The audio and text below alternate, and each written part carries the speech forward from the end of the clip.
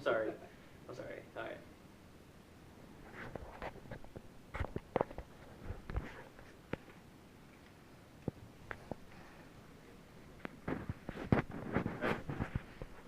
The greatest thing I ever wrote was this speech on why to vote. My name is Adam Chattel, and I'll be giving you an informative speech about voting. So real quick, by a show of hands, how many people in this room voted in the last presidential election? Show of hands? Okay. How many of you voted in the last midterm election? Okay. Well, I'm here today to let you know how important voting really is. I've always been interested in voting for candidates in elections that I think will do a good job. According to fairvote.org, an average of 60% of the eligible population vote for presidential elections, and only about an average of 40% of eligible voters vote in midterm elections. That averages to about half the eligible population.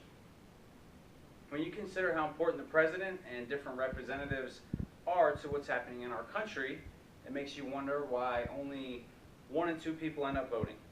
Do they not want their voices heard? So today I'm going to discuss some of the facts about voting, like the history, different political parties, and why it's important. I think by the end you'll know a little bit more about voting. I'm going to start with the history of voting. According to massvote.org, in 1807, women lost the right to vote for 113 years. In 1869 to 1870, all male citizens, regardless of race or color, were guaranteed the right to vote. In 1919 to 1920, all citizens, regardless of gender, were given the right to vote. So women were finally able to vote in every state. In 1971, the national voting age was set to 18 and over. And finally, in 1993, all states were required to accept mail-in votes or absentee ballots. That was really good for senior citizens, service members, as well as anyone else that wasn't able to make it to the polls. Now that we've reviewed some of the chronological voting advancements, I will elaborate on the main political parties that we'll see today. All right, in our country, that was a history of voting slide. All right, here's the different political parties. In our country, there's a two-party system with the majority of states using a winner-take-all style system. I found interesting general ideas about both parties on diffin.com. Let's start with the Republicans. Their symbol is the elephant and their color is red. Republicans generally stand for more state power, smaller federal government, free enterprise, and to cut government spending. They also support our national defense, choice of school districts, border security, and the death penalty, as well as gun rights. Now for the Democratic Party. Their symbol is the donkey. Their party color is blue. Democrats generally support raising the minimum wage. They support gay marriage. They support progressive taxing and larger federal government. Democrats also generally support less state power, universal health care, immigrant amnesty, and they're generally against abortion. I've seen multiple independent symbols. These are just 2 that I found on the internet.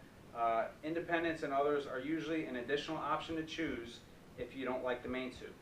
You have the ability to find an independent that could agree with the main parties, the main political parties, and they might not agree at all.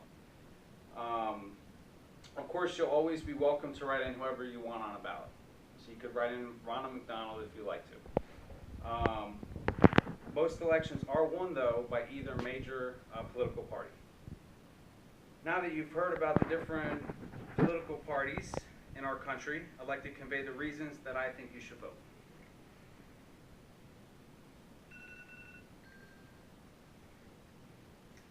Let's see here. Many people have died to secure what we consider a basic freedom to vote, while in other countries, they've never had this right. Voting is your voice as an American. It allows you to support issues as you see fit. It's an expression of your opinion. Voting will affect your everyday life as well as your future and your family's future. It's the direction your state or country is heading in, and you're in the driver's seat. These are some valid reasons why you should vote. Now I'd like to move on to my summary for voting.